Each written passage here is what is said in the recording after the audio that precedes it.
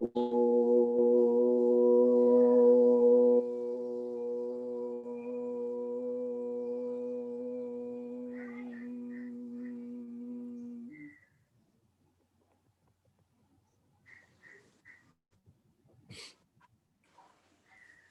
క్లాస్లో శివప్రియ, శివపర, శిష్టేష్ట, శిష్ట పూజిత, అప్రమేయ, స్వప్రకాశ, మనోవాచమ గోచర అనే దగ్గరికి ఆపేశాము. ఒకసారి వాటిని రిపీట్ చేసి నెక్స్ట్ లైన్లో పోదాం. శివప్రియ అంటే శివుడికి చాలా ఇష్టమైనది, దానికంటే ముఖ్యంగా సన్నిహితమైనది, శివుడి నుంచి విడదీయడానికి వీలు లేనిది అని చెప్పి అర్థం.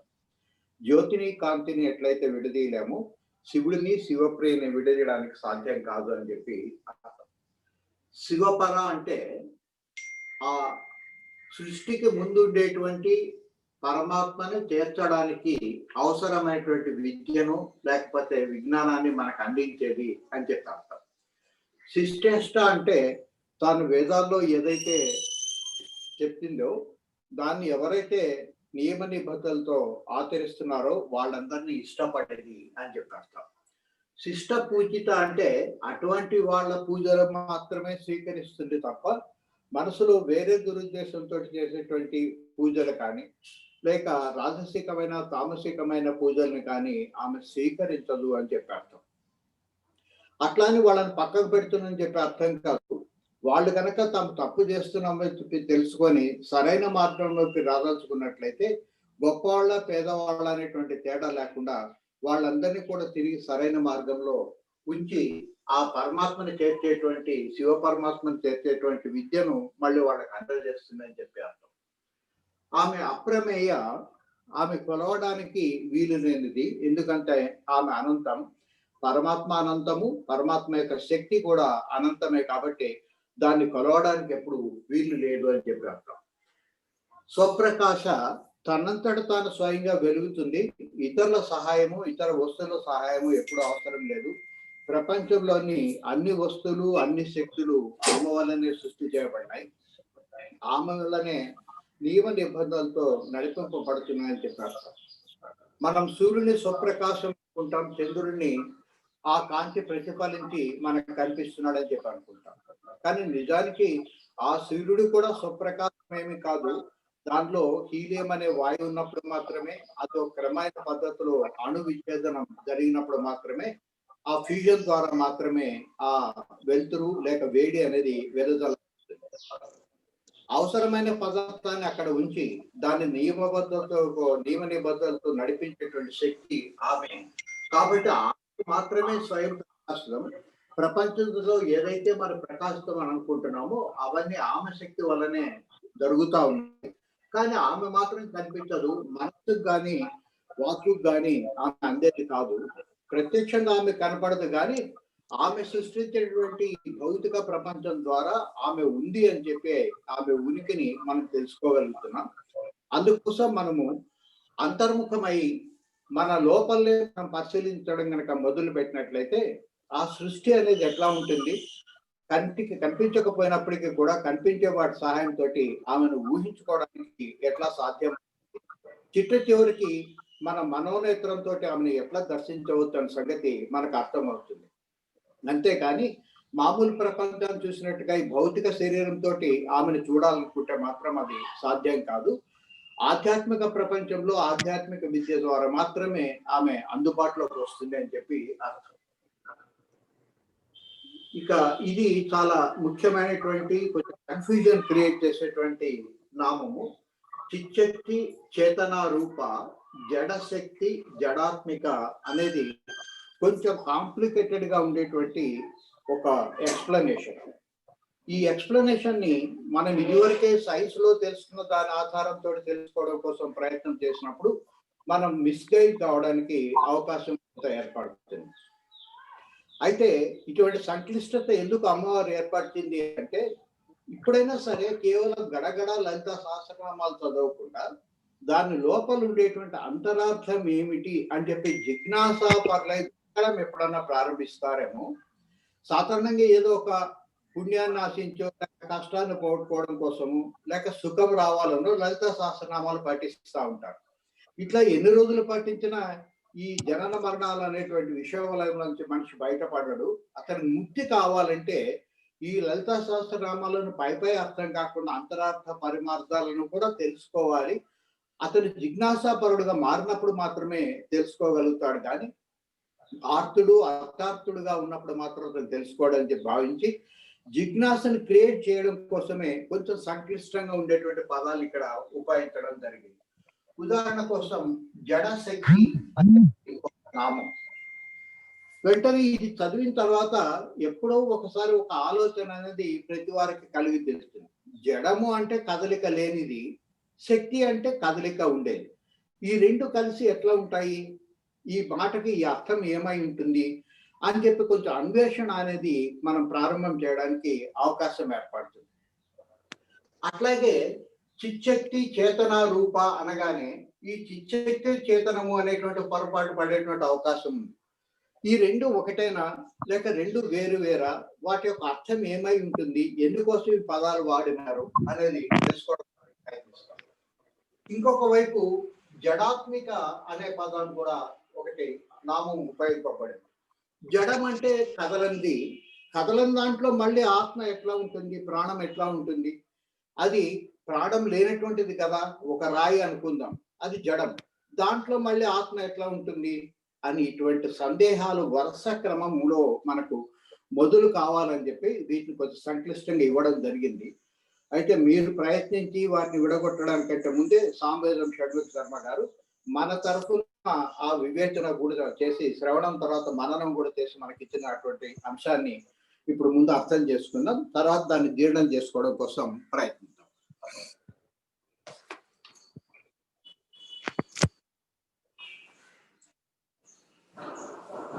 పరమాత్మ అంటే ఒక జ్యోతి లాంటిది, శక్తి అంటే ఆ జ్యోతి నుంచి వెలువడేటువంటి కాంతి లాంటిది.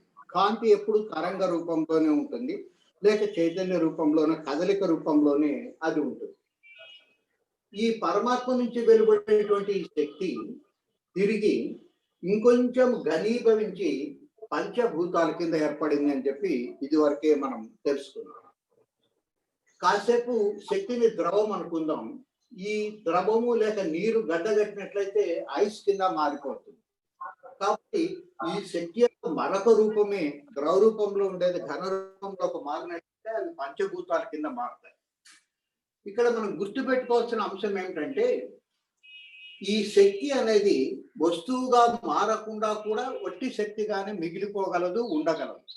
కానీ ఒక్కసారి అది వస్తువుగా మారిందంటే దాని లోపల తప్పకుండా శక్తి ఉంది అని చెప్పి అర్థం. కాబట్టి శక్తి లేకుండా వస్తువు ఎప్పుడు ఉండలేదు, వస్తువు లేకుండానే శక్తి ఉండగలదు అన్నటువంటి అంశాన్ని మనం చాలా జాగ్రత్తగా గుర్తుపెట్టుకోవాలి. సాధారణంగా ఈ పంచభూతాలని మనం జడ పదార్థాల కింద స్వీకరిస్తాం. అయితే కేవలం పంచభూతాలు మాత్రమే కాదు, ఈ శక్తి కదలిక కలిగి ఉన్నటువంటి శక్తి కూడా జడము కిందనే లెక్క. ఎందుకు జడం అంటే ఈ శక్తులు కూడా స్వయంగా తమంతట తాము కదలలేవు. పైనుంచి మరొక శక్తి ఏదైనా ఉపయోగపడినప్పుడే, లేక చైతన్యం దాంట్లో పని చేసినప్పుడు మాత్రమే అవి కదలగలుగుతాయి. వాటికి స్వయంగా చెల్లించేటువంటి శక్తి లేదు. కాబట్టి ఈ అష్టాదశ శక్తులను పంచభూతాలను కలిపి జడం కిందనే మనము లెక్క వేస్తాం. కేవలం ఒక పరమాత్మ మాత్రమే చైతన్యం. ఇదొక్కటే కదలిక లేక ప్రాణశక్తి కలిగి ఉండేటువంటి ఇదొక్కటి మాత్రమే. ఈ రెండిటి యొక్క సంయోగం ఎక్కడైతే ఏర్పడుతుందో, అంటే శక్తి చైతన్యము లేక జడము చైతన్యం ఎక్కడైతే కలుస్తాయో ఆ ప్రదేశాన్ని, ఆ హబ్ ఉండేటువంటి ప్రదేశాన్ని చిచ్చక్తి అని చెప్పి మనం పిలుస్తాం. ఈ చిచ్చక్తి అనేది ఈ రెండిటి యొక్క కలయిక. అంటే దీంట్లో శక్తి కలిసి ఉంది, దాంతో పాటు చైతన్యం కూడా కలిసి ఉంది. ఇక్కడ ఈ జడ పదార్థంలో కేవలం శక్తి మాత్రమే ఉంటుంది, కానీ చైతన్యం అనేది మళ్ళీ బయట నుంచి పని చేయాల్సిందే. ఇది అర్థం చేసుకోవాలంటే మనం దేన్నైతే స్థూల పదార్థం అని చెప్పి అనుకుంటున్నామో, నిజానికి అది స్థూల పదార్థం కాదు. అది గట్టిగా దగ్గరికి నొక్కబడినటువంటి శక్తి అనేటువంటి అంశాన్ని మనం చాలా జాగ్రత్తగా గుర్తుపెట్టుకోవాలి. ఇది అర్థం చేసుకోవాలంటే కొంచెం సైన్స్లోకి ఫిజిక్స్లోకి ఎంటర్ అయ్యి ఆ మూలం అనేటువంటి పదార్థం ఎట్లా ఉంటుంది అనేది ఒకసారి కనుక మనం పరిశీలన చేసినట్లయితే ఈ శక్తి లోపల ఎట్లా అంతర్గతంగా కలిసి ఉంటుంది, అది ఉండడానికి శక్తి అయినప్పటికీ ఎందుకు మనకు వస్తువు మాదిరి కనిపిస్తున్న సంగతి అర్థం చేసుకోవడానికి సాధ్యమవుతుంది. అనేక వేల రకాలైనటువంటి లక్షల రకాలైనటువంటి వస్తువులు మన కంటెదురుగా కనిపిస్తూ ఉంటాయి. కానీ వాటిలో కేవలం ఒకే రకమైన అంశం ఉండే వాటిని ఒకటి విడై తీసుకుంటూ పోయినట్లయితే ప్రస్తుతానికి 118 రకాలైనటువంటి మూలకాలని శాస్త్రవేత్తలు కనుగొన్నారు. ఇంకా భవిష్యత్తులో మరికొన్ని మూలకాలని కనుక్కోవచ్చు. బంగారము ఒక మూలకము, రాగి ఒక మూలకం. కానీ ఈ రెండు కలిసినట్లే సమ్మేళనమైనట్లయితే మరొక మిశ్రమం ఏర్పడుతుంది, అది మూలకం కాదు. కాబట్టి ఏదైతే ఇక ఇంకొక దాంతో కలవకుండా స్వచ్ఛంగా మిగిలిపోతుందో దాన్ని మూలకము అని చెప్పంట. ఈ 118 రకాలైనటువంటి మూలకాలను కూడా ఇంకా చిన్న చిన్న ముక్కలుగా కనుక విభజించుకుంటా పోయినట్లయితే ఇక విభజించడానికి వీలు లేని స్థితి చేరుకున్నప్పుడు దాన్ని ఆటం లేక అణువు అని చెప్పి అంటారని చెప్పి మనకు తెలుసు. ఈ అణువుని ప్రత్యక్షంగా మనం చూడలేము. ఈవెన్ ఎలక్ట్రానిక్ మైక్రోస్కోప్ లో కూడా అణువు లోపల ఏముందని మనం చూడలేము. కానీ దాంట్లో ఉండేటువంటి లక్షణాలను ఆధారంగా చేసుకొని ప్రతి అణువులో కూడా 3 పదార్థాలు ఉంటాయి, వాటినే పరమాణువులు అంటారని చెప్పి శాస్త్రవేత్తలు మనకు తెలియజేస్తున్నారు. దాంట్లో ఒకటి ఈ అణువు లోపల చాలా విస్తృతమైన వేగంతో తిరిగేటువంటి రుణాత్మకమైనటువంటి శక్తి కలిగినది ఎలక్ట్రాన్ అని చెప్పి పిలుస్తాం. ఇది ఎప్పుడు నిరంతరం పరిభ్రమిస్తూ ఉంటుంది. మనకు ఉండేటువంటి శరీరంలోని ప్రతి అణువులో కూడా అది ఉంది. అది నిరంతరం పరిభ్రమిస్తుంటుంది. ఎంత వేగంతో అంటే ఒక్క సెకండ్కి 400 మైళ్ళ వేగంతో అది గర్రం తిరుగుతూ ఉంటుంది. అంటే దాదాపు 600 కిలోమీటర్ల వేగంతో అది తిరుగుతూ ఉంటుంది. కానీ అది మనకు స్పృహలోకి రావడం లేదు. ఇప్పుడు మన శరీరంలో ఉండే ప్రతి అణువులో బయటకు కనిపించేటివి, లోపల ఉండేటివి అన్నిట్లో కూడా ఈ ఎలక్ట్రాన్ అనేది నిరంతరం 400 మైళ్ళ వేగంతో, సెకండ్కి 400 మైళ్ళ వేగంతో తిరుగుతూ ఉంటుంది. ఇది రుణాత్మకమైనటువంటి శక్తిని కలిగి ఉంటుంది. దీని లోపల దీని కేంద్రంలోన ధనాత్మకమైన శక్తి కలిగి ఉండేది ఒకటి ఉంటుంది. దాన్ని ప్రోటాన్ అని చెప్పి అంటారు. ఈ ప్రోటాన్ ఎలక్ట్రాన్ రెండు కొట్టుకోకుండా మధ్యవర్తిగా ఉండి ధనాత్మక రుణాత్మక శక్తి లేకుండా ఉండేటువంటిది న్యూట్రాన్ అనేటువంటి మరొక 1 కానీ 2 కానీ అణువులు, లేక ఇంకా ఎక్కువ అణువులు కానీ ఇక్కడ ఉంటాయి. ఈ న్యూట్రాను ప్రోటాన్ రెండు కలిసి కేంద్రంలోనే ఉంటాయి. ఇవి ఒకదాని చుట్టూ మరొకటి సెకండ్కి 600 మైళ్ళ వేగంతో గర్రం తిరుగుతూ ఉంటాయి. ఇది కూడా మనకు స్పృహలోకి రాదు. అంటే దాదాపు 900 కిలోమీటర్ల వేగంతో ఈ ప్రోటాన్ లో ఉండేటువంటి ప్రోటాన్ న్యూట్రాన్ రెండు ఒకదాని చుట్టూ ఒకటి 900 కిలోమీటర్ల వేగంతో ఇవి తిరుగుతూ ఉంటాయి. అయితే మనకు పైకి చూడడానికి మాత్రం ఇది ఒక స్థిరమైన వస్తువు లేక గట్టి వస్తువు మాదిరి అనిపిస్తుంది. నిజానికి అది స్థిరంగా లేదు. ఈ రెండు పైన ఉండేటివి లోపల ఉండేటివి గరగరగర తిరుగుతూనే ఉంటాయి. అయితే ఎందుకు ఇది మనకు స్థిరమైన వస్తువుగా కనిపిస్తుంది అంటే ఈ లోపల ఉండేటువంటి న్యూక్లియస్ లో ఉండే తిరుగుదల ఇది ఈ ఎలక్ట్రాన్ దగ్గర లాక్కోవడానికి ప్రయత్నం చేస్తూ ఉంటుంది. ఇది తన వైపు లాక్కోవడానికి ప్రయత్నం చేస్తుంది. ఎలక్ట్రాన్ ఏమో బయట వైపు పోవడం కోసం ప్రయత్నం చేస్తూ ఉంటుంది. అయితే బయట వైపు ఇది పోలేక దీని యొక్క ఆకర్షణ శక్తికి లోబడి దీని చుట్టూ గర్రని తిరుగుతూ ఉంటుంది. ఈ తిరుగుతూ ఉండడం వల్లనే మొత్తం స్థలం అంతా ఆక్రమించింది, అది ఘనాకారంలో ఉంది అనేటువంటి భావన మనకు కలుగుతుంది. దీపావళిలో ఒక మతాబుని కనుక ఇట్లా పట్టుకున్నట్లయితే అది ఒకటే కనిపిస్తుంది. కానీ గర్రం కనుక తిప్పినట్లయితే ఒక చక్రం మాదిరి కనిపిస్తుంది. నిజానికి అక్కడ చక్రం లేదు, ఉన్నది ఒకటే పుల్ల మాత్రమే. కానీ అది గర్రం తిప్పడం వల్ల ఆ తిరిగేటువంటి వేగానికి ఒక చక్రం అక్కడ ఆవిర్భవించిందేమో అనేటువంటి భావన మనకు కలుగుతుంది. పైగా దీనిని మరికొంచెం కిందికి నొక్కుదామని చెప్పి ప్రయత్నం చేస్తే ఇది కిందికి రావడానికి ఇష్టపడదు, బయటికి పోవడానికి ఇష్టపడతా ఉంటుంది. కాబట్టి ఇక ఏమాత్రం కిందికి నొక్కడానికి వీలు లేకపోవడం వల్ల అది ఒక ఘనమైన పదార్థం మాత్రం మనకు అనిపిస్తుంది. కానీ కొంచెం లోతుగా పరిశీలన చేసినట్లయితే మనం అనుకునేటువంటి ఘన పదార్థంలో మధ్య చాలా ఖాళీ ఉంది. ఒక స్పాంజిలో ఎట్లయితే ఖాళీ ఉంటుందో అట్లాగే ఈ ఘన పదార్థం అనుకునే దాంట్లో లోపల చాలా ఖాళీ ఉంటుంది. ఎంత ఖాళీ ఉంటుందంటే మనం నమ్మలేము. శాస్త్రవేత్తలు ఏమని వివరిస్తారంటే ఒక ఫుట్బాల్ గ్రౌండ్ని తీసుకుందాం. ఫుట్బాల్ గ్రౌండ్ మీరు చూస్తుంటే చాలా పెద్దగా ఉంటుంది. ఇటుపక్క ఒక గోల్ ఉంటుంది, ఇటుపక్క మరొక గోల్ ఉంటుంది. ఈ 2 గోల్స్ మధ్య ఈ బాల్‌ని అటు ఇటు తంతూ ఈ గోల్ లోపలికి పంపించడం కోసం ఒక జట్టు ప్రయత్నిస్తుంటే, దాన్ని నిరోధించడానికి మరొక జట్టు ప్రయత్నిస్తా ఉంటుంది. ఈ ఫుట్బాల్ గ్రౌండ్‌లో మధ్యలో ఫుట్బాల్ పరిమాణంలోన ఈ కేంద్రకం ఉంది, న్యూక్లియస్ ఉంది అని చెప్పి అనుకున్నారు. అంటే ప్రోటాన్, న్యూట్రాన్ 2 కలిసినటువంటిది ఒక ఫుట్బాల్ ప్రమాణంలో ఉన్నాయని చెప్పి అనుకుందాం. అప్పుడు ఈ న్యూక్లియస్ చుట్టూ ఎలక్ట్రాన్ ఎంత దూరంలో పరిభ్రమిస్తుంది అంటే, ఇక్కడ నుంచి ఇక్కడ దాకా, అంటే ఎత్తుగా కూడా ఫుట్బాల్ గ్రౌండ్ ఉందనుకున్నట్లయితే దీని చుట్టూ ఇంత దూరంలో ఇది పరిభ్రమిస్తూ ఉంటుంది. ఈ ఫుట్బాల్ గ్రౌండ్ యొక్క పొడవెడల్పు ఎంత ఉందో, ఎత్తు ఎంతైతే ఉందో అంత మేరకు వృత్తాకారంలో అది పరిభ్రమిస్తుంది. ఇప్పుడు ఊహించుకోండి, ఇది న్యూక్లియస్ అయితే ఇది ఎలక్ట్రాన్. ఇది 400 మైళ్ళ వేగంతో సెకండ్ పరిగెత్తా ఉంటే, ఇది లోపల తనంతట తాను 600 మైళ్ళ వేగంతో ఇది తిరుగుతుంది. ఇది తిరుగుతున్న డైరెక్షన్ కి యాంటీ డైరెక్షన్ లో ఇది తిరుగుతూ ఉంటుంది, నిరంతరం పరిభ్రమిస్తూ ఉంటుంది. ఒక్కొక్కసారి ఒకే ఎలక్ట్రాన్ ఉండదు, 2, 3, 4, 5, 6, 7, 8 ఇట్లా అనేక ఎలక్ట్రాన్స్ ఉండడానికి అవకాశం ఉంది. కానీ ఒకదాన్ని ఒకటి ఏమాత్రం గుద్దుకోకుండా, అవి ఏమాత్రం అడ్డం లేకుండా ఇంత దూరంతో ప్రయాణం చేస్తూ ఉంటుంది.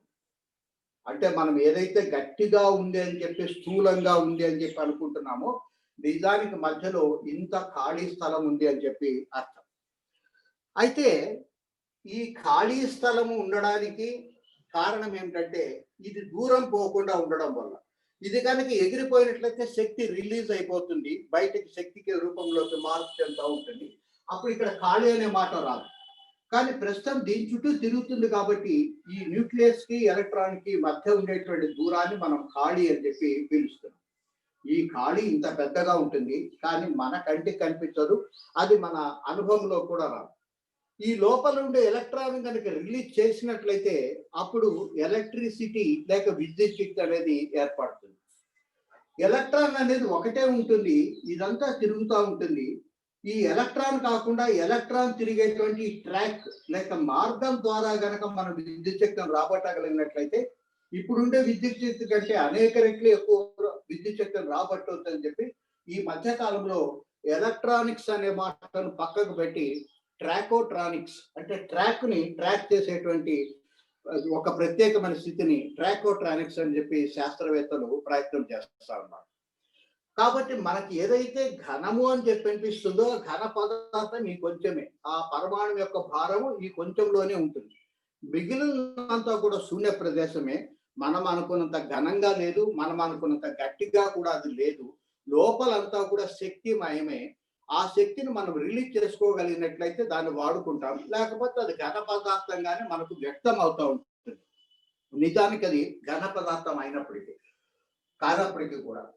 కాబట్టి మనము ఈ ఘన పదార్థం నుంచి శక్తిని రిలీజ్ చేసేటువంటి ప్రక్రియ మనం తెలుసుకున్నాం. బొగ్గు నుంచి ఉష్ణ శక్తిని తయారు చేస్తున్నాం, నీటి నుంచి నీటి ఆవిరిని తయారు చేస్తున్నాం.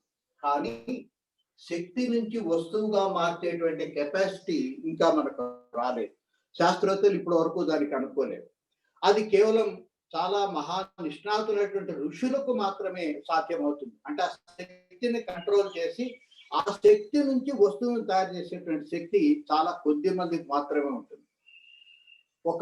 ప్రతి వ్యక్తి కూడా ఆధ్యాత్మిక చింతనలో ఉండేటువంటి వాళ్ళు తప్పనిసరిగా చదవాల్సిన పుస్తకం ఒకటి ఉంది, ఒక యోగి ఆత్మకథ అని. పరమహంస యోగానంద తన సొంత జీవితం గురించి రాసుకున్నాడు. క్రియాయోగం అనే దాన్ని ఆయన స్టార్ట్ చేసింది. అనేక దేశాల్లో, ప్రత్యేకించి అమెరికాలో ఒక 7-8 సెంటర్స్ దాకా ఈ క్రియాయోగ సెంటర్స్ ఉన్నాయి. అక్కడ చాలా బాగా డెవలప్ అవుతుంది. కానీ మనకు పేరు కూడా తెలియనటువంటి వాళ్ళు ఉన్నారు. ఆయన రాసినటువంటి ఒక యోగి ఆత్మకథ అనే పుస్తకం, ఒక యోగి ఎందుకు అన్నాడంటే, చూడ్డానికి ఆయన ఆత్మకథ మాదిరి కనిపించినప్పటికీ అందరి యోగుల యొక్క ఆత్మకథ అది. అసలు అద్వైతం అంటే ఏమిటి, ఇతర లోకాలు ఎట్లా ఉంటాయనే సంగతి తెలుసుకోవడం కోసం చాలా చక్కగా ఉపయోగపడే పుస్తకం. చాలా రోజులు ఆంధ్ర యూనివర్సిటీలో అది తెలుగు నాన్ డీటెయిల్ గా కూడా ఉండింది. అనేక యూనివర్సిటీలు దాన్ని వాళ్ళ భాషలోకి తర్జుమా చేసుకొని దాన్ని ఇప్పుడు కూడా యూనివర్సిటీలో ఒక స్టడీ కిందనే దాన్ని ఉపయోగిస్తున్నారు. దాంట్లో ఈ పరమహంస యోగానంద యొక్క గురువు యుక్తేశ్వర గిరి, ఆయన యొక్క గురువు లహరి మహాశయ, ఆయన యొక్క గురువు బాబాజీ. మనం బాబా అనే సినిమాలో ఆ చూసేటువంటి బాబాజీ అనేటువంటి శక్తి ఏదైతే ఉందో ఆయన బాబాజీ అంటారు. ఆయనకి దాదాపు ఇప్పుడు 3000 సంవత్సరాలు వయస్సు. ఇప్పుడు కూడా అప్పుడప్పుడు కుంభమేళాలకు వచ్చి తన భక్తులకు దర్శనం ఇస్తా ఉంటాడు. ఆయన ఒకసారి ఈ లహరి మహాశయకి ఈ క్రియాయోగ దీక్ష ఇవ్వడం కోసం ఆయనకి గత జన్మలో ఒక బంగారు భవనంలో దీక్ష తీసుకోవాలనే కోరికతో ఆయన శరీరాన్ని వదిలిపెట్టాడంట. అందుకని ప్రస్తుత కాలంలో ఆయన రైల్వేలో పనిచేస్తూ ఉంటాడు. ఆయన హిమాలయ ప్రాంతాలకి రాంకీ ప్రాంతాలకి ఆయన ట్రాన్స్ఫర్ చేయించి అక్కడ హిమాలయాల్లోకి తీసుకొని పోయి ఆయన చూస్తుండగానే ఎదురుగా ఒక బంగారు భవనాన్ని శూన్యం నుంచి నిర్మించి, శూన్యం అనకూడదు, శక్తి నుంచి బంగారు భవనాన్ని నిర్మించి ఆయనకి దీక్ష ఇచ్చిన తర్వాత మళ్ళీ దాన్ని అక్కడ కరిగింపజేస్తారు. అట్లా కొద్ది మంది మహానుభావులు మాత్రమే శక్తి నుంచి వస్తువుని వాళ్ళు తయారు చేయగలరు. కాసేపు ఈ శక్తిని అట్లా పక్క నుంచి ఇప్పుడు ఆ శ్లోకం యొక్క అర్థం ఏమిటని చెప్పి తెలుసుకోవడం కోసం ప్రయత్నం చేద్దాం. మళ్ళీ ఒకసారి రిపీట్ చేస్తున్నాను. ఈ అష్టాదశ శక్తులు పంచభూతాలు కూడా జడాలే, అంటే సొంతంగా కదలలేనివి అని చెప్పి అర్థం. కదలిక ఉన్నప్పటికీ కూడా ఎవరో ఒకరు కదిలిస్తే తప్ప కదలలేనివి అని అర్థం. అట్లా కదిలించగలిగిన శక్తి ఒకే ఒకటి ఉంది, అది పరమాత్మ యొక్క చైతన్యం. ఈ చైతన్యము జడము రెండు కలిసినటువంటి సంయోగ బిందువు లేక హబ్బుని చిత్ శక్తి అని చెప్పి పిలుస్తాం. దీంట్లో కొంత శక్తి ఉంటుంది, కొంత చైతన్యము కలిసి ఉంటుంది. దీని ద్వారానే ఈ జడ పదార్థాలు అష్టాదశ శక్తులు కదిలించగలుగుతాయి. చిత్ శక్తి చాలా ప్రధానమైనటువంటి కేంద్రం అని చెప్పారు. ఈ చిత్ శక్తిని సృష్టి చేయడం కోసం, మనకు ప్రపంచాన్ని దోపింపజేయడం కోసం అని చెప్పి రెండు భాగాలుగా పనిచేస్తుంది. ఒకటి చేతనా శక్తిగా లేక చేతన రూపంగా, రెండవది జడ శక్తిగా లేక జడ రూపంగా ఆమె పనిచేస్తుంది. ఇక్కడ చాలా మంది చేతన రూప అనగానే ఇటుపక్క శక్తి ఉంది, ఇది జడ శక్తి, ఇటుపక్క చేతనత్వం ఉంది కాబట్టి ఇది చైతన్యానికి సంబంధించింది అని చెప్పి పొరపాటు పడ్డారు. కొన్ని తెలుగు పుస్తకాల్లో ఈ రకమైన ఇంటర్ప్రిటేషన్ కూడా ఇవ్వబడింది అని చెప్పి స్వయంగా సామవేదం షణ్ముఖ శర్మ గారే వివరించినారు. కానీ ఇక్కడ చెప్పేటువంటి చేతన రూప అనేది చైతన్యం మాత్రం కాదు. దయచేసి గుర్తుపెట్టుకోండి. చేతనము అంటే చలనము అని చెప్పి అర్థం, లేక కదలిక అని మాత్రమే అర్థం, కానీ చైతన్యము అని మాత్రం అర్థం కాదు. చైతన్యము అనేది లేక పరమాత్మ అనేది కదలలేదు, అది స్థాణువు. ఎందుకంటే మొత్తం విశ్వమంతా వ్యాపించి ఉంటుంది. అది ఇంకా కదలడానికి స్థలం అంటూ ఏమీ లేదు కాబట్టి అది అచలము. అచలం అంటే కదలలేనిది అని చెప్పి అర్థం. దాన్ని అచల సిద్ధాంతం అని చెప్పి అంటాం. ఆ పరమాత్మను చేరడం కోసం అచల సిద్ధాంతం అంటాం. అచలం అంటే పర్వతం అని కూడా అర్థం, అది కదలలేదని. కానీ ఇక్కడ చెప్పే అచలం వేరు. ఇక కదలడానికి ఏమాత్రం వీలు లేకుండా విశ్వమంతా ఏదైతే వ్యాపించిందో దాన్ని అచలం అంటాం. కాబట్టి చైతన్యానికి చలనము అనేది లేదు, ఇది ఎప్పుడు కదలలేదు, అది అచలం. కాకపోతే ఈ చైతన్యంలోంచి బయటకు వచ్చినటువంటి శక్తి ఈ చైతన్యంతో కలిపి చిత్శక్తిగా మారినప్పుడు ఈ చిత్శక్తిలోనే చేతనత్వం ఉంది, అంటే చలనాన్ని ఇక్కడ కలిగి ఉంది అని అర్థం. ఇది నిశ్చలము, ఇది మాత్రం చలనం. అంతేకాకుండా ఈ చిత్శక్తి జడశక్తిగా కూడా మారుతుంది, అంటే కదలిక లేకుండా చేసేటువంటి శక్తి అని చెప్పారు. జడం ఎట్లా శక్తి అవుతుందంటే పంచభూతాలు జడాలే, కానీ దీంట్లో ఉండేటువంటి శక్తే ఇది గడ్డగట్టిన శక్తి కాబట్టి లోపల అంతర్గతంగా శక్తి ఉంది అని చెప్పారు. ఈ అంతర్గతంగా ఉండే శక్తి దీన్ని కదలకుండా చేస్తుంది లేక నిశ్చలంగా ఉంచుతుంది అని చెప్పి అర్థం. మనం సాధారణంగా నిన్న ఒక ఎగ్జాంపుల్ కన్సిడర్ చేసినాం. శక్తి స్థాయి నిరంతరం ఖాళీగా ఉన్నప్పుడల్లా విసురాయి ముందేసుకొని దాంట్లో గోధుమలు వేసి విసురుతూ ఉంటాడు అని చెప్పి అనుకున్నాం. దాంట్లో పక్కన నిలబడి కనుక మనం చూసినట్లయితే కింద కదలకుండా ఉండేటువంటి ఒక రాయి ఉంది, అది స్థిరమైనది. పైన ఒకటి కదిలేటువంటి రాయి ఒకటి ఉంది, అది చలనాత్మకమైనది. ఈ రెండు కూడా అవసరమే పిండి రావాలంటే. రెండు చలనమైన పిండి బయటికి రాదు, రెండు స్థిరమైన కూడా పిండి బయటికి రాదు అని చెప్పి అర్థం చేస్తుంది. అయితే ఈ అర్థం చేసుకునేటప్పుడు మనం ఎక్కడున్నామంటే పక్కన నిలబడి చూసినాం కాబట్టి కింద ఉండేది కదలదు, పైన ఉండేది కదులుతుంది అని చెప్పి మనం అర్థం చేసుకున్నాం. కానీ మనం చూడటము పక్క నుంచి కాకుండా పై నుంచి కనుక ఆ విసురాన్ని చూసినట్లయితే కేవలం కదిలేది మాత్రమే కనిపిస్తుంది, కింద ఉండేటువంటిది పైదాని రూపము అట్లాగే ఉంది కాబట్టి ఇంక ఎక్స్ట్రాగా ఏమీ లేదు కాబట్టి అది బయటికి కనిపించదు. కాబట్టి పైనుంచి చూస్తే మనకు ప్రపంచం మాత్రమే కనిపిస్తుంది, స్థిరమైనటువంటి పరమాత్మ మనకు కనపడడు. పైనుంచి కనుక మనం చూసినట్లయితే కేవలం ఆలోచన రూపంగానే మనం మిగిలిపోతాం. కానీ పక్కన నిలబడి కనుక చూసినట్లయితే మనం సాక్షిగా ఉండి ఈ కదిలేదాన్ని కదలని దాన్ని రెండింటినీ ఒకేసారి గమనిస్తూ ఉండినట్లయితే దాన్నే ఆలోచన అంటారు. ఆలోచన ఎప్పుడు వస్తుందంటే పక్కన నిలబడి సాక్షిగా ఉన్నప్పుడు మాత్రం వస్తుంది. దాన్ని విచారణ అంటారు. సారీ, ఆలోచన కాదు, విచారణ అంటారు. పైన నిలబడి చూసినట్లయితే వచ్చేది ఆలోచన, పక్కన నిలబడి సాక్షిగా చూసినట్లయితే వచ్చేది విచారణ. ఆ విచారణ కనుక చూసినట్లయితే వీటి మధ్య తేడా ఏమిటి అన్నది మనకు స్పష్టంగా అర్థమవుతుంది. ఇంకొక మిస్టేక్ గా మనము వీటిని సరిగా అర్థం చేసుకోవడానికి కారణం ఏంటంటే, మనం అంతో ఇంతో చిన్నప్పుడు సైన్స్ చదువుకున్నాము. ఈ సైన్స్ చదువుకున్నప్పుడు వస్తువులను వర్గీకరణ చేసేటప్పుడు స్థావరములు, జంగమములు అని చెప్పి రెండు రకాలుగా వివరించినారు. స్థావరము అంటే కదలకుండా ఉండేది అని చెప్పి అర్థం. జంగమము అంటే కదిలేది అని చెప్పి అర్థం. ఈ రకమైనటువంటి క్లాసిఫికేషన్ దీంతో కలిపి చూడడం వల్ల ఒక్కొక్కసారి మనం కన్ఫ్యూజన్ లో పడేటువంటి అవకాశం ఉంది. స్థావరము అంటే కదలకుండా ఉండేది కొండ, దాన్ని ఒప్పుకోవచ్చు. కానీ జంగమం అంటే కదిలేది అని అర్థం తీసుకున్నట్లయితే జంతువులన్నింటినీ జంగమాల కింద లెక్క వేసుకోవచ్చు. మరి అప్పుడు నదినేం చేయాలి? దాన్ని స్థావరం అనాలనా లేకపోతే జంగం అనాలనా? నది నిరంతరం ప్రవహిస్తూ ఉంటుంది కాబట్టి అది ఒక మాదిరి కదిలేటువంటి శక్తిని కలిగి ఉంది, లేక చలనం ఉంది.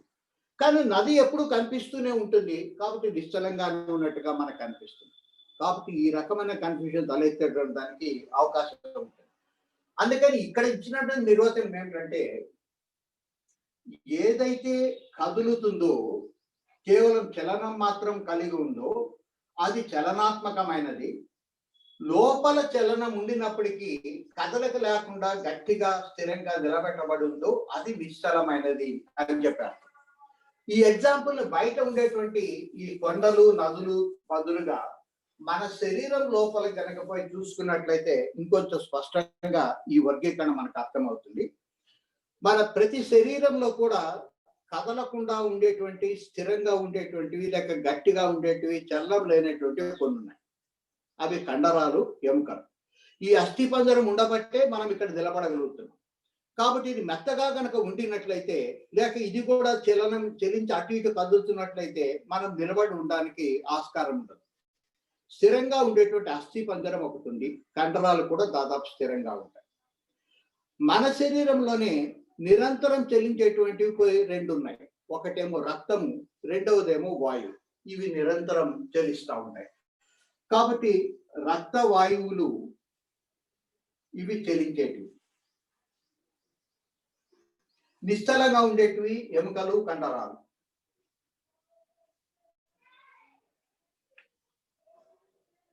అయితే ఇవి నిశ్చలంగా ఉండాలంటే వదిలిపెట్టినట్లయితే అవి కూడా ఇష్టం వచ్చినట్టుగా కదులుతాయి. కానీ వాటిని ఒక నిర్ణీతమైనటువంటి ప్లేస్లోన నిర్ణీతమైన పద్ధతిలో కదలకుండా ఉంచేటువంటి శక్తి మరొకటి పైన పనిచేస్తుంది. అదే చిత్శక్తి. కాబట్టి చిత్శక్తే ఈ ఎముకల్ని సృష్టిస్తుంది, చిత్శక్తే ఈ రక్తాన్ని సృష్టిస్తుంది, చిత్శక్తే బయట నుంచి బయట వాయువును సృష్టిస్తుంది. ఈ చిత్శక్తే వాయువు లోపలికి బయటికి రావడానికి ఏర్పాటు చేస్తుంది. రక్తం కింద నుంచి పైకి, పైనుంచి కిందికి ప్రవహించేటట్టుగా చేస్తుంది. ఈ వాయు సాయంతో శుద్ధి అయ్యేటట్లుగా చేస్తుంది. ఎముకలు ఎక్కడ ఉండాల్సినవి అక్కడ ఉండేటట్టుగా కదలకుండా చేసేది మళ్ళీ చిత్శక్తి. అంటే చిత్శక్తి ఇక్కడ మూడు రకాలైన కార్యక్రమాలు చేస్తుంది.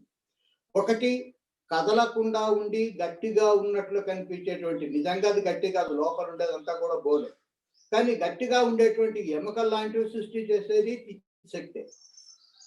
అట్లాగే కదిలేటువంటి స్వభావం ఉండే రక్తము, వాయువుని సృష్టి చేసేది కూడా చిత్శక్తే. అంతేకాదు వాటిని ఏది ఎక్కడ ఉంచాలో, ఎట్లా పని చేయాలని చెప్పి నిర్ణయించేది కూడా చిత్శక్తి. ఆ నిర్మాణ దశను కూడా చిత్శక్తి చేపడుతుంది. వాటి వరకు కనుక స్వేచ్ఛను వదిలిపెట్టినట్లయితే ఆ జడ పదార్థాలు ఇష్టం వచ్చినట్టుగా రూపొందినవి. అవి ఇష్టం వచ్చినట్టుగా రూపొందకుండా ఒక క్రమమైన పద్ధతిని ఏర్పాటు చేసింది కూడా చిత్శక్తి. ఉదాహరణకి మనకు ఊపిరితిత్తులు ఇక్కడ ఉన్నాయి. మనం గాలి తీసుకోవాలంటే దగ్గర మార్గం ఏమిటంటే ఇక్కడ కంఠం దగ్గర ఒక చిన్న కన్నం ఉండి ముక్కు గనక ఇక్కడ ఉండినట్లయితే చాలా తొందరగా శ్వాసక్రియ జరుగుతూ ఉండేది. ఎప్పుడైనా ఈ ముక్కు లోపల కానీ లేక అన్నవాహిక నాళంలో కానీ బ్లాక్ ఏర్పడినట్లయితే ఇక్కడ ఒక చిన్న కన్నం చేసి ఒక చిన్న పైప్ లాంటిది లేక చిన్న బటన్ లాంటిది ఇక్కడ ఏర్పాటు చేస్తారు. దీన్ని ట్రికియాటమీ అని చెప్పి అంటారు. ఈ సర్జరీ ద్వారా నేరుగా ఊపిరితిత్తులకు గాలి అందేటట్లుగా చేస్తున్నారు. అంటే ముక్కు ద్వారా కాకుండా ఇక్కడి నుంచే గాలి లోపాలు ఇక్కడి నుంచే మళ్ళీ గాలి బయటకు వస్తాం. అట్లా ఏర్పాటు చేసి ఉండొచ్చు. కానీ మనము తీసుకునేటువంటి గాలి ఇక్కడి నుంచి లోపలికి పోకుండా ఇక్కడి నుంచి లోపలికి పోయి పైకి పోయి మళ్ళీ తర్వాత కిందకు వచ్చేటట్లుగా ఏర్పాటు చేయబడింది.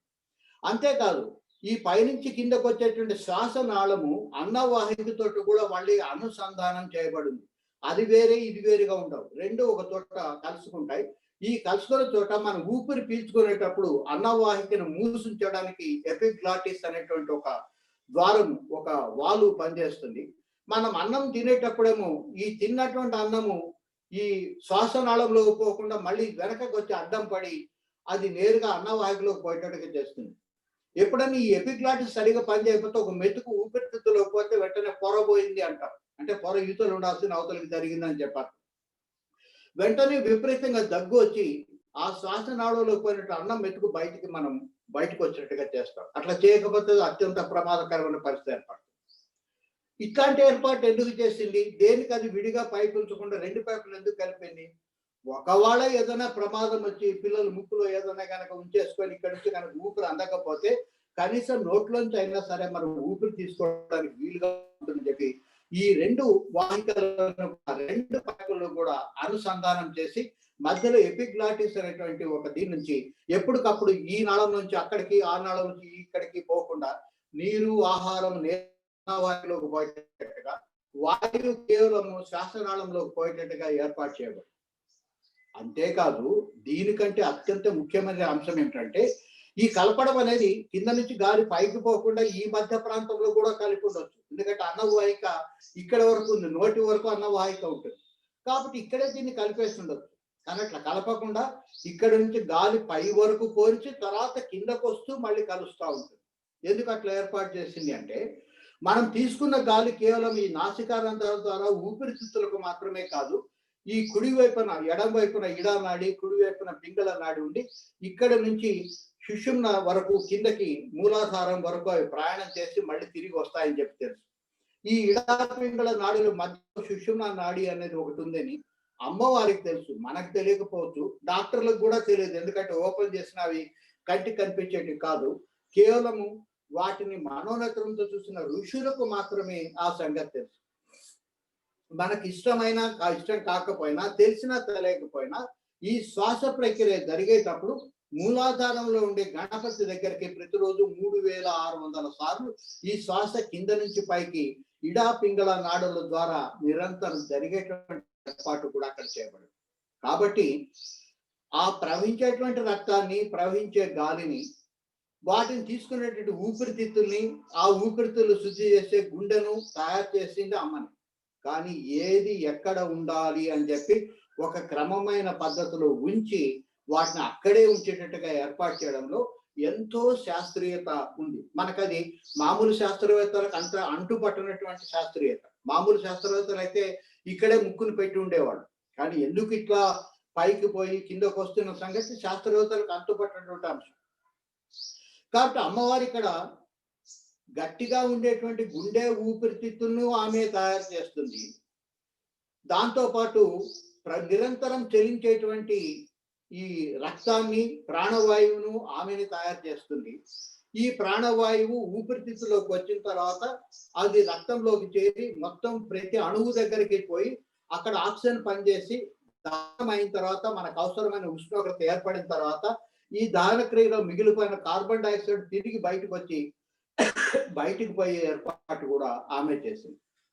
ఈ 3 కార్యక్రమాలు కాకుండా ఇవి నిరంతరం పని చేసేటట్లుగా చేసే శక్తి కూడా మళ్ళీ అమ్మవారు 4వ పనిని ఒకదాన్ని తిరిగి లోపల నిర్వహిస్తూ ఉంటుంది. ఎందుకంటే ఈ గుండె అనేది పైన ఒకసారి ఎలక్ట్రిక్ షాక్ తగినప్పుడు పై భాగం ముడుచుకొని పోతుంది, కింద భాగం తెరుచుకుంటుంది. దాంతో రక్తం ఒకవైపు ప్రసారం చేస్తుంది. ఒక మిల్లీ సెకండ్ తర్వాత మళ్ళీ కింద భాగానికి ఎలక్ట్రికల్ షాక్ తగులుతుంది. తగలగానే షాక్ తగిలినప్పుడు అది ముడుచుకొని పోతుంది. మళ్ళీ పై భాగం ఓపెన్ అయి మళ్ళీ రక్తము ఇంకొక వైపుకి ప్రసారం అవుతుంది. ఈ రక్తం శుద్ధి కావడానికి, లోపలికి ఆక్సిజన్ పోవడానికి, కార్బన్ డైఆక్సైడ్ బయటకు రావడానికి ఈ ఏర్పాటు అనేది నిరంతరం జరుగుతూ ఉండాలి. ఈ మాంసంతో కూడినటువంటి గుండెను తయారు చేసేది ఆమె, లోపలికి గాలిని పంపించేది ఆమె, అది ఎక్కడ ఉండాలో అక్కడ ఉంచేది ఆమె, నిరంతరం పని చేయించేది కూడా ఆమె. ఆ నిరంతరం పని చేయించేటువంటి చిత్శక్తి లేక ప్రాణశక్తి కనుక లోపల లేకపోతే ఈ అన్ని ఏర్పాట్లు ఉండినప్పటికీ కూడా మనం బలవంతంగా బయట నుంచి ఊపిరితిత్తులను పని చేయించినప్పుడు కూడా మనిషి బతుకుండడానికి అవకాశం లేదు. కాబట్టి చిత్శక్తి అంటే ఆమె మన లోపల చలనాత్మకమైనటువంటి వాటిని ఆమె రూపొందిస్తుంది. జడ రూపంలో ఉండేటువంటి ఎముకలని, కండరాలని ఆమె తయారు చేస్తుంది. అవి ఉండేట్లుగా చేస్తుంది. ఇవి చలనాత్మకంగా ఉండేట్టుగా చేస్తుంది. ఏది ఎక్కడ ఉండాలో, ఏది ఎప్పుడు పని చేయాలో కూడా ఆమె నిర్ణయిస్తుంది. అందుకనే ఆ చిత్శక్తి 4 రకాలుగా వ్యక్తం అవుతుంది. ఒకటి చలన శక్తి, ఇంకొకటి చలించనటువంటి శక్తి. చలించినటువంటి శక్తిని నిశ్చలం అంటాం. అంటే ఏదైనా కదలకుండా ఉండాలంటే కూడా బయట నుంచి కొంత ఫోర్స్ అప్లై చేయాలి. చలించాలన్నా శక్తి అవసరమే, చలించకుండా చేయాలి, చలనం ఉండేదాన్ని చలించకుండా చేయాలంటే కూడా శక్తి అవసరం. కాబట్టి ఆ చిత్శక్తి చలన రూపంగా ఉండినప్పుడు చేతన రూప, ఆమె కదలకుండా చేసి దాన్ని స్థిరంగా నిలబెట్టినప్పుడు దాన్ని జడశక్తి అంటాం. ఈ జడశక్తి లేక నిశ్చల శక్తి, చలన శక్తి రెండు కలిపి మనకు శరీరంగా వ్యక్తమవుతుంది లేక ప్రపంచంగా వ్యక్తమవుతుంది. ఈ వ్యక్తమైనటువంటి దాన్ని మనం ఈ శ్లోకంలో కనుక చూసినట్లయితే ఇప్పుడు చిత్శక్తి చేతన రూప, ఈ చిత్శక్తే చేతన రూపంగా పనిచేస్తుంది, చలించే రూపంగా పనిచేస్తుంది, జడశక్తిగా కూడా పనిచేస్తుంది. ఈ చేతన రూపము, జడశక్తి రెండు కలిపి జడాత్మిక అంటే లోపల ఆత్మను కలిగి ఉండి ప్రపంచం మాదిరిగా మనకు కనిపిస్తుంది. కాబట్టి ప్రపంచానికి మరొక పేరు జడాత్మిక. లేక ఈ ప్రపంచం అంతా కూడా, లేక ఈ ప్రకృతి అంతా కూడా జడ పదార్థమే. ఆ లోపల ఆత్మ అనేది ఒకటి ఉండడం వల్ల, చిత్శక్తి అనేది ఒకటి ఉండడం వల్ల ప్రపంచం ఒక క్రమమైన పద్ధతిలో నడుస్తూ ఉంది. సూర్యుడు ఘన పదార్థమే, అది తయారు చేసింది అమ్మవారి. దాని లోపల అది మండే శక్తినిచ్చింది కూడా అమ్మవారి. కానీ సూర్యుడు ఎట్లా మండాలి, ఏ రకంగా తిరగాలి, ఎటు నుంచి ఎటు పక్కకి తిరగాలి, దాని చుట్టూ సౌర కుటుంబం ఎట్లా తిరగాలి, వాటి మధ్య ఆకర్షణ శక్తి ఎట్లా పనిచేయాలి, ఏది ఎంత దూరంలో ఉండాలి, ఇవన్నీ కూడా నిర్ణయించి ఇప్పుడు కూడా నిరంతరం నడిపిస్తున్న శక్తి లోపల ఉండేటువంటి ఆ శక్తే ఈ జడ పదార్థాలన్నింటినీ కదిలేటట్టుగా చేసి మనకు ప్రపంచం మాదిరిగా కనిపిస్తుంది. విచిత్రం ఏంటంటే వీటన్నిటిని సృష్టి చేసింది ఆమె, ఒక క్రమ పద్ధతిలో ఏర్పాటు చేసింది ఆమె, ఒక నిర్ణీతమైనటువంటి కార్యక్రమం ప్రకారం వాటిని నడిపించేసేది కూడా ఆమె. కానీ ఆమె మాత్రం మనకు కనపడదు. ఇవన్నీ కనిపించేటువంటి రూపాలు. కాబట్టి ప్రపంచం అనేది జడాత్మిక, ఆ కనిపించని అమ్మవారి యొక్క కనిపించే స్వరూపమే ప్రపంచము. ఈ కనిపించే ప్రపంచాన్ని చూసి దీని ఆధారం బట్టి కనిపించని ఆమెను పట్టుకోవాలి. అది మనం చేయాల్సిన పని. కానీ మనం ఏం చేస్తున్నామంటే ప్రపంచాన్ని మన కోసం సృష్టించింది అది. ప్రకృతి అంతా మన ఆధీనము, మన బానిస, మన చెప్పు చేతుల్లో ఉంది, మన ఇష్టం వచ్చినట్లుగా వాడుకోవచ్చు అని చెప్పి దాన్ని చెల్లాచెదురు చేసి, చెల్లాచెదురైంది ప్రకృతి కాదు, మన జీవితాలన్నింటినీ కూడా చెల్లాచెదురు చేసి అనేక కష్టాలని, బాధల్ని మనము స్వయంగా కొని తెచ్చుకుంటున్నాం. అమ్మ ఎప్పుడు కరుణామూర్తే, ఆమె ఎప్పుడు కష్టాలు ఇవ్వలేదు. ఈ కష్టాలు ఏమన్నా మనం తెచ్చుకున్నామంటే మన స్వయంకృత అపరాధాలే తప్ప అమ్మవారి ఇచ్చింది మాత్రం కాదు.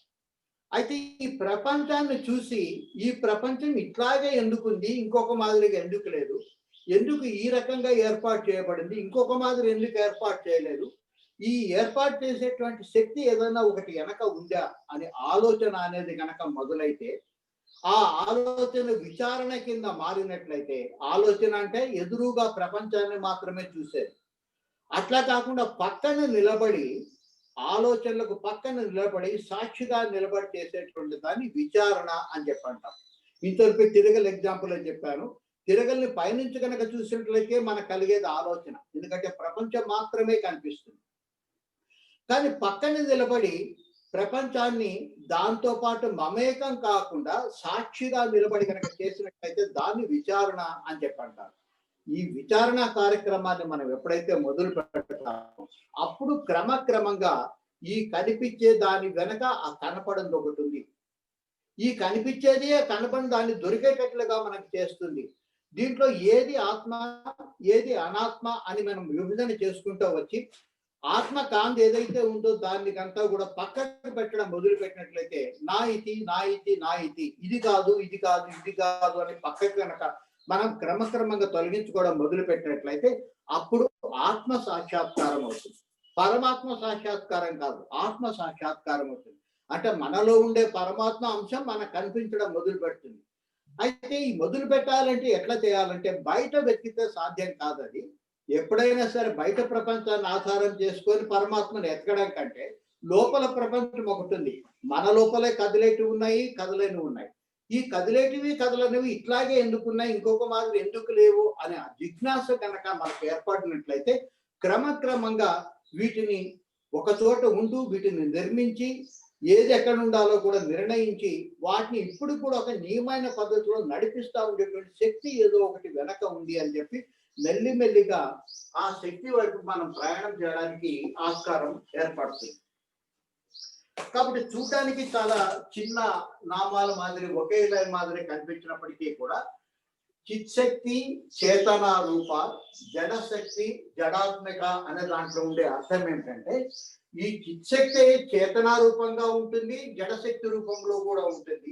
ఈ రెండు కలిపి ఒక నియమ పద్ధతిలో ఏర్పాటు చేయబడి అవి ఒక పద్ధతి ప్రకారం నడిపింపబడ్డం వలనే ప్రపంచము జడాత్మకమైనటువంటి ప్రపంచం కనిపిస్తుంది, పని చేస్తున్నట్లుగా కనిపిస్తుంది. దానికి ప్రపంచం అంతా జడమే, దాని లోపల చిత్శక్తి అనేటువంటి ఆత్మ లోపల ఉంది కాబట్టి ఈ ప్రపంచం అంతా తిరుగుతున్నట్లుగా పనిచేస్తున్నట్టుగా మనకు కనిపిస్తుంది. ఈ లోపల ఉండే దాన్ని పట్టుకోవడానికి ఈ ప్రపంచమే మనకు ఉపయోగపడుతుంది. ఈ ప్రపంచాన్ని ఇచ్చింది దాన్ని పట్టుకోవడం కోసమే కానీ మనము అనుభవిస్తూ సుఖంగా ఉండడం కోసం కాదు. ఒకవైపు సుఖాన్ని అనుభవిస్తూనే కష్టాన్ని అనుభవిస్తూనే ఈ కష్ట సుఖాలకు వెనక, ప్రపంచానికి వెనక లేక ఈ శరీరం లోపల ఏది ఉంది, ఏది నడిపిస్తుంది, ఏది నిర్మిస్తుంది, ఏది నీతిని పాలిస్తున్న సంగతి కనుక మనం జాగ్రత్తగా మననం చేసుకోగలిగినట్లయితే దాన్నే విచారణ అంటారు. ఇది ఆలోచన కాదు. మనం స్వయంగా పక్కన నిలబడి సాక్షిగా నిలబడి కనుక ఏమాత్రం పక్షపాత బుద్ధి లేకుండా దాన్ని పరిశీలించడం మొదలుపెట్టినట్లయితే అప్పుడు మనము ఆ ఆత్మని లేక శక్తిని పట్టుకోవడానికి సాధ్యమవుతుంది. అది వెంటనే వ్యక్తం కావచ్చు, కాకపోవచ్చు, కానీ అది ఒకటి ఉంది, అది పనిచేస్తుంది. అది పని చేయబట్టే నేను జీవించున్నాను, ప్రపంచం కూడా జీవించుంది అన్న సత్యం మనకు బోధపడుతుంది. ఎప్పుడైతే ఆ చిత్శక్తి దగ్గరికి మనం చేరుకుంటామో, శక్తి జడము, చిత్శక్తిలో జడము ఉంది, చైతన్యం ఉంది. ఆ చిత్శక్తి దగ్గర చేరుకున్నప్పుడు అప్పుడు చైతన్యం దగ్గరికి అంటే పరమాత్మ దగ్గర చేరుకోవడానికి మనకు అవకాశం ఏర్పడుతుంది. అవి ఎక్కడో బయట ఎక్కడో లేవు, మన లోపల అవన్నీ కూడా ఉన్నాయి. ఇక్కడ జీవాత్మ రూపంలో ఉంది, ఇక్కడ పరమాత్మ రూపంలో ఉంది, శక్తి ఏమో మూలాధారంలో ఉంది. వీటిని క్రమంగా పరిశీలిస్తూ కనుక పోయినట్లయితే అంటే కేవలం గడగడ లలిత సహస్రనామాలు చదవకుండా ఈ సైన్స్ అంతా నేర్చుకొని చెప్పమని అర్థం కాదు. దాని వెనక ఒక పరమార్థం ఉంది అనేటువంటి ఆలోచనతో కానీ మనం క్రమక్రమంగా ముందుకు పోగలిగినట్లయితే వీటన్నిటిని మనం అర్థం చేసుకోవడానికి సాధ్యం అవుతుంది. కాబట్టి ఏదైతే ఉందో ఆ లేని దాన్ని ఉన్నదే మనకు పట్టిస్తుంది. ప్రపంచం నిజానికి లేదు, ఉన్నట్టుగా భాషిస్తుంది. ఆ ఉన్నట్టుగా భాషించేటువంటి ప్రపంచమే కనపడని పరమాత్మను పట్టిస్తుంది. ఉండేది నిజానికి వాస్తవానికి పరమాత్మ, కానీ అది కనిపించదు. నిజానికి ప్రపంచం లేదు కానీ ఉన్నట్టుగా మనకు భాషిస్తుంది. భాషిస్తుంది అనే మాటని నేను ఉపయోగిస్తున్నాను. అది క్రమక్రమంగా మనకు అర్థమవుతుంది. ఈ ప్రయాణంలో అంటే లోపల చేసేటువంటి అంతర్ముఖ ప్రయాణంలో మనకు ఉపయోగపడేటువంటి మరొక గొప్ప అంశం ఏంటంటే గాయత్రి అనేటువంటి మంత్రం. ఈ గాయత్రి వ్యాహృతులు కలిసి ఉన్నాయి కాబట్టి సంధ్యా సమయంలో ద్విజ బృంద నిషేవిత, కేవలము ద్విజ బృందాలు మాత్రమే గాయత్రిని ఉపయోగించాలి అని చెప్పి ఇక్కడ అర్థం. అయితే ఈ మధ్యకాలంలో గాయత్రిని ఎవరు పడితే వాళ్ళు వాడుతూ ఉన్నారు. కానీ ఒక మాదిరి అది నిషేధితం కూడా. అందరికీ ఇది గాయత్రిని యథాతథంగా వాడడానికి అవకాశం లేదు. కారణం ఏంటంటే దీంట్లో భూ, భూర్, సుహ అనేటువంటి 3 వ్యాహృతులు ఉన్నాయి. ఈ వ్యాహృతులు ఉండడం వల్ల ఎవరికంటే వాళ్ళు దాన్ని వాడుకుంటే ఉపయోగపడదు. ఎవరైతే ద్విజుడై ఉంటాడో అంటే రెండవసారి జన్మ తీసుకొని దాంతోపాటు యజ్ఞోపవీతాన్ని ధరించి గురువు ద్వారా కాదు, తండ్రి ద్వారా ఎవరైతే గాయత్రి మంత్రాన్ని తెలుసుకుంటారో వాళ్ళు మాత్రమే ఈ గాయత్రిని పఠించేటువంటి అర్హత, అధికారం ఉంటుంది. అయితే మన దురదృష్టం ఏమిటంటే ఈ కాలంలో గాయత్రిని ఎవరైతే పఠించాలో అది 3 సంధ్యల కాలంలో, ప్రాతః సంధ్య, మధ్య సంధ్య, సాయం సంధ్య, ఈ 3 సంధ్యల కాలంలో ఎవరైతే పఠించాలో వాళ్ళు పఠించకపోవడం వల్ల పఠించకూడదు అని చెప్పిన వాళ్ళు కూడా పఠించడం కోసం దాన్ని ప్రయత్నం చేస్తున్నారు. అయితే వాళ్ళు పఠించొద్దా, మళ్ళీ వాళ్ళు ముక్తి పొందొద్దా, వాళ్ళకి మార్గం ఏమిటంటే వాళ్ళకి మార్గం లేదని అర్థం కాదు. ఎవరికైతే మీకు గురువు ఏ మంత్రం అయితే ఇచ్చి ఉంటాడో, లేక ఏ గురువు లేక ఏ మంత్రము లేకపోయినట్లే ఉండే ఏకైక మంత్రం, సొంతంగా ఉపయోగించుకునే మంత్రం రామనామం ఉంది. దాన్ని ఈ 3 సంధ్యల కాలంలో మనం వాడుకోవాలి. లేదంటే నాకు గాయత్రే కావాలంటే చాలా మందికి ఒక అలవాటు ఏంటంటే ఆ ఉత్తరం వైపు ఉంటే గదికి పోవద్దు అంటే అక్కడ ఏముందో అక్కడికే పోవాలనుకుంటారు. గాయత్రి నాకు వద్దు అన్నారంటే గాయత్రి నాకు కావాలని చెప్పి అనుకుంటారు. అటువంటి వాళ్ళ కోసం అందరికీ పనికొచ్చేటువంటి సర్వ గాయత్రి అనేది ఒకటి ఉంది. కాబట్టి సర్వ గాయత్రి మనకు చాలా పుస్తకాలు దొరుకుతుంది. సర్వ చైతన్య రూపాంతం ఆద్యం విద్యాంచ ధీమహి ధియో యో న ప్రచోదయాత్. ఈ గాయత్రిని ఎవరైనా వాడుకోవచ్చు. గురువు అవసరం లేకుండానే ఈ పుస్తకంలో ఉండేది చూసి చదువుకొని నేర్చుకొని ఎటువంటి తప్పులు లేకుండా ప్రాతం సాయంత్రకాలంలో ఎవరైనా వాడుకోవచ్చు. కానీ మామూలుగా గాయత్రి ఏదైతే మనం దేనైతే చెప్తామో జనరల్ గా బయటికి ఈ మంత్రాలు ఉచ్చరించకూడదు, కానీ తప్పనిసరి ఇప్పుడు చెప్పాల్సి వస్తుంది. ఓం భూర్భువస్సువ తస్స విదుర్వరేణ్యం భర్గో దేవస్య ధీమహి ధియో యో న ప్రచోదయాత్. అది గాయత్రి మంత్రం. ఈ మంత్రాన్ని మాత్రం వాడాలంటే కేవలం ఆ ద్విజ బృందానికి మాత్రమే. అంటే ఎవరైతే దాని అర్హతను ద్విజులై ఉంటారో, లేక ఎవరైతే యజ్ఞోపవీతం ధరిస్తారో, లేక బ్రాహ్మణ, క్షత్రియ, వైశ్య వాళ్లకు మాత్రమే ఆ గాయత్రి మీద ఎలిజిబిలిటీ. మిగిలిన వాళ్ళందరూ కూడా దీన్ని వాడుకోవడానికి సాధ్యమవుతుంది. ఈ వీళ్ళకుండే ఎలిజిబిలిటీ ఉండినప్పటికీ వీళ్ళు నిరంతరం దాన్ని తప్పనిసరిగా జపం చేస్తూనే ఇంకా ఇతర ఏ కార్యక్రమాన్ని చేయాలి. దీన్ని జపం చేయకుండా సత్యనారాయణ వ్రతం చేసినా వాళ్ళకి ఉపయోగం ఏమి ఉండదు. కానీ మనకి ఇబ్బంది ఏం లేదు. సత్యనారాయణ వ్రతం చేసుకుంటే ఎవరికైనా ఉపయోగపడుతుంది. కానీ వీళ్ళకి మాత్రం ఇది నిషేవిత. మనకేమో నిషేధము, వీళ్ళకేమో నిషేవిత. తప్పనిసరిగా 3 పూట్ల కూడా ఈ గాయత్రిని జపించాలి అని చెప్పారు. అప్పుడు మాత్రమే మిగిలిన కార్యక్రమాలు వాళ్ళు చేసుకోవాలి తప్ప అది జపించకుండా ఇతర ఏ కార్యక్రమం చేసినా వాళ్ళకు ఉపయోగపడదు. అట్లా వాళ్ళు అది సరిగా వాడుకోకుండా, వాళ్ళకుండే అవకాశాన్ని వాడుకోకుండా వేరే మార్గాలు ఎత్తుకొని అనవసరంగా వాళ్ళకుండే ఛాన్స్ని వాళ్ళు పోగొట్టుకుంటున్నారు. మనమేమో ఆ గాయత్రే నాకు కావాలని చెప్పి అనుకుని ఎలిజిబిలిటీ లేకపోయినా చదివి మనం పోగొట్టుకుంటున్నాం. అందుకని ఏ మంత్రమైనా సరే, కృష్ణ మంత్రమైనా రామ మంత్రమైనా సరే, అది కాదు నాకు గాయత్రి రూపమే కావాలనుకున్నట్లయితే ఈ సర్వ గాయత్రిని వాడుకోవచ్చు. ఇది ఎందుకు మనకు వద్దని చెప్పినారంటే దాంట్లో వ్యాహృతులు అనేటివి చేర్చబడినాయి కాబట్టి ఎవరంటే వాళ్ళు వాడడానికి వీల్లేదు. ఇది కేవలం ఆ వ్యాహృతి వాడడానికి ఎలిజిబిలిటీ వచ్చిన వాళ్ళకి మాత్రమే దాన్ని వాడుకోవడానికి అధికారం ఉంటుంది. ఒక అణు విద్యుత్ కేంద్రంలోకి ఎవరు పడితే వాళ్ళని దారిలో పోయేటోళ్ళందరినీ ఎవరు పోలేరు. ఈవెన్ ఇంజనీర్లు లోపలికి పైన దానికి తగినటువంటి సూట్ అంతా ధరించి పైన హెల్మెట్ అది పెట్టుకొని, ఇప్పుడు ఈ రోజు అయితే కరోనా ట్రీట్మెంట్ కోసం డాక్టర్లు ఎట్లయితే మొత్తం సూట్ ని కిట్ ని తయారు చేసుకొని లోపలికి వస్తున్నారో అట్లాంటి జాగ్రత్తలు తీసుకున్న వాళ్ళకి మాత్రం దానికి ఎలిజిబిలిటీ ఉంది. అందుకని మనము ఇక్కడ గుర్తు పెట్టుకోవాల్సిన అంశం కంటే ఎవరైనా సరే సంధ్యా సమయంలో ఈ గాయత్రి జపాన్ని గనక చేసినట్లయితే అంతర్ముఖమై లోపల ఉండేటువంటి చిత్ శక్తిని తెలుసుకోవడానికి సాధ్యమవుతుంది. ఎందుకు సంధ్యా సమయమే అన్నారు అనేది రేపు తెలుసుకుందాం. ఈ లోపల సందేహాలు ఏమైనా ఉంటే అడగండి.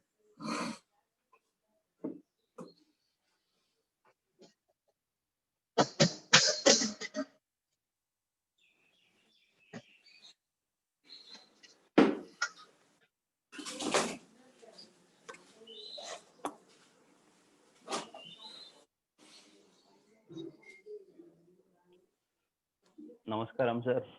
నమస్తే. సార్, గాయత్రి మంత్రం అనేది ఒకటేనా సార్? దానిలో ఏమన్నా వెరైటీలు ఇంకా అంటే రకరకాలుగా ఉన్నాయా? రకరకాలుగా ఉన్నాయి. మూల గాయత్రి మాత్రం ఇందాక నేను ఉచ్చరించింది. దాంట్లో మళ్ళీ సూర్య గాయత్రి అని, చంద్ర గాయత్రి అని మళ్ళీ వేరియేషన్స్ ఉన్నాయి. అవి ఒక్కొక్క స్పెషల్ పర్పస్ కోసం వాడతారు. జనరల్ పర్పస్ కోసం వాడేది మాత్రం ఇందాక చెప్పింది. జనరల్గా ఈ స్పెషల్ జనరల్ అనే మాటని అప్పుడప్పుడు కొంచెం మిస్టేకన్గా మనం అర్థం చేసుకుంటాం. హోటల్కి పోయినప్పుడు దోశ అని చెప్పి ఆర్డర్ ఇస్తామనుకోండి, సాదా దోశనా స్పెషల్ దోశనా అంటాడు. అంటే సాదా దోశ కంటే స్పెషల్ దోశ కొంచెం ఎక్కువ ఉన్నతమైనది అని చెప్పి అక్కడ అర్థం. ఎందుకంటే దానికి ఎక్స్ట్రాగా బటర్ వేయడమో, లేకపోతే నెయ్యి వేయడమో, లేక మసాలా వేయడమో, లేక ఉల్లిపాయ కారం రాయడమో చేసినట్లయితే దాన్ని స్పెషల్ దోశ అంటాం. అంటే మన ఉద్దేశంలో మామూలు ప్రపంచంలో జనరల్ కంటే స్పెషల్ గొప్పది. కానీ సైంటిఫిక్ వరల్డ్, ఆధ్యాత్మిక ప్రపంచంలో కూడా స్పెషల్ అనేది కొంచెం తక్కువ క్లాసు, జనరల్ అనేది అన్నిటికీ వర్తించేటువంటి క్లాసు. న్యూటన్ కూడా థియరీ ఆఫ్ రిలేటివిటీ తయారు చేసినప్పుడు మొట్టమొదటి స్పెషల్ థియరీ ఆఫ్ రిలేటివిటీ చేసినారు. అంటే కొన్ని సందర్భాలకు మాత్రమే ఆ థియరీ ఉపయోగపడుతుంది. ఆ తర్వాత జనరల్ థియరీ ఆఫ్ రిలేటివిటీ తయారు చేసినాడు. అంటే అది అన్ని దేశకాల పరిస్థితులకు కూడా వర్తిస్తుందని చెప్పారు. కాబట్టి ఇక్కడ జనరల్ అంటే ఏమిటంటే చాలా పవర్ఫుల్, అన్ని దేశకాల పరిస్థితులకు వర్తించేది. స్పెషల్ అంటే కొన్ని స్పెషల్ పర్సన్స్ మాత్రమే వర్తించేది. ఇందాక చెప్పిన గాయత్రి ఏమో జనరల్ గాయత్రి, అది స్పెషల్ గాయత్రులు కూడా కొన్ని ఉన్నాయి. కానీ అది సర్వజన గాయత్రి ఇక్కడ చెప్పినటువంటిది. ఈ సర్వజన గాయత్రిని ఎవరైనా సరే ఎప్పుడైనా సరే గురువు దీక్ష తీసుకోకపోయినా సరే, వాళ్ళు ద్విజులు కాకపోయినా సరే, యజ్ఞోపవీతం లేకపోయినా సరే వల్ల వేసుకోవచ్చు. అది దొరకలేదు, ఇది కష్టంగా ఉంది గుర్తుపెట్టుకోవడం అనుకుంటే ఆ సాయం సంధ్యలో అంటే ప్రాతః సంధ్య, మధ్యాహ్న సంధ్య, సాయం సంధ్యలోన రామనామం కానీ కృష్ణనామం కానీ ఏదైనా కనుక చేసుకుంటే ఆ టైము చాలా ఆస్పీషియస్, అంతర్ముఖమై చిత్శక్తిని చేరుకోవడానికి చాలా కన్వీనియంట్ టైం. ఎందుకనేది రేపు తెలుసుకుందాం ఆ టైం గురించి. బట్ మీరు అడిగిన ప్రశ్నకు సమాధానం అది. ఇతర గాయత్రులు కూడా ఉన్నాయి, కానీ మనం చెప్పుకునే జనరల్ గాయత్రి గురించి మాత్రమే. సార్, గాయత్రి మాత మరి లలితా మాత ఇద్దరు ఒకటేనా సార్, లేక వేరు వేరు? ఈ గాయత్రి అనే పదానికి అర్థం ఏమిటంటే ఎవరైతే గానం చేస్తారో వాళ్ళని తరింపజేసేది నా అర్థం. లలితాదేవి కూడా అట్లాంటిదే. ఆమె కూడా కొంచెం ఒక మాదిరి స్తోత్ర ప్రియ. ఎవరైతే ఆమె గురించి తలుచుకుంటారో వాళ్ళని తరింపజేస్తుంది. అందుకే ఈ లలితా సహస్రనామంలో గాయత్రి అనే మాట ఆమెకి ఎందుకు ఇవ్వబడిందంటే ఈ కారణం వల్లనే ఇవ్వబడింది. తలుసుకునే వాళ్ళని తరింపజేసేది అని చెప్పారు. ఆ డెఫినేషన్ ప్రకారం ఈమె కూడా గాయత్రే, లలితాదేవి కూడా గాయత్రే లలితాదేవి అని చెప్పుకోవచ్చు. కానీ ఆర్గన్ బేసిస్ కనుక చూసినట్లయితే కొంచెం గాయత్రి జన్మించేటువంటి పరిస్థితి వేరు. ఒకసారి బ్రహ్మ ఎక్కడో చోట యజ్ఞం చేయడానికి అని పోతా ఉంటే సరస్వతిని రమ్మని చెప్పంటే ఆమె కుదరలే, తన పరివారం ఇంకా రెడీ కాలేదు, నేను తర్వాత వస్తానంట. బ్రహ్మ కోపగించుకొని పక్కకు పోయి అక్కడ అమ్మవారి చేతి శక్తి నుంచి ఒక శక్తిని తీసుకొని దాన్ని గాయత్రిగా రూపొందించి ఆమె సహాయంతో, ఆమెని చిన్న భార్య కింద పేర్కొంటారు, ఆమె సహాయంతో యజ్ఞాన్ని కంప్లీట్ చేసినట్టారు. అమ్మవారి యొక్క మరొక రూపమే గాయత్రి. ఇద్దరుకుండే కామన్ లక్షణం ఏమిటంటే ఎవరు తలుచుకుంటారో వాళ్ళని అంటే ఈ ప్రపంచంలో సుఖం ఇవ్వడం కాదు, ముక్తిని ఇస్తారు అని చెప్పారు. ఆ లెక్కన లలితాదేవి గాయత్రీదేవి లలితాదేవి. కాబట్టి గాయత్రి దొరకలేదని బాధపడాల్సిన అవసరం లేదు. లలితా సహస్రనామాలు చదువుకుంటే ఆటోమేటిక్ గా గాయత్రి జపం చేసిన దాంతో సమానం. Sir, thank you sir. Thank you అండి. ఇంకేమైనా అడగాలనుకుంటున్నారా?